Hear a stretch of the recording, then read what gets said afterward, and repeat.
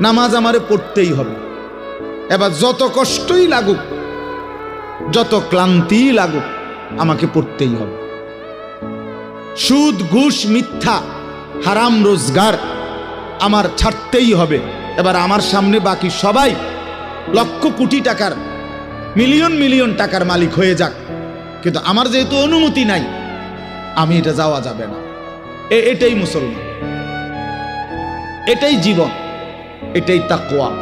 আল্লাহ তাআলা আমাদের কাছে এটাই চায়, বান্দা গুনাহ বর্জন করো, আমার হুকুম পালন করো, বিনিময়ে আমি আল্লাহর কাছ থেকে অনন্তকালের জান্নাত বুঝে নাও। এটাকেই বলে তাকওয়া।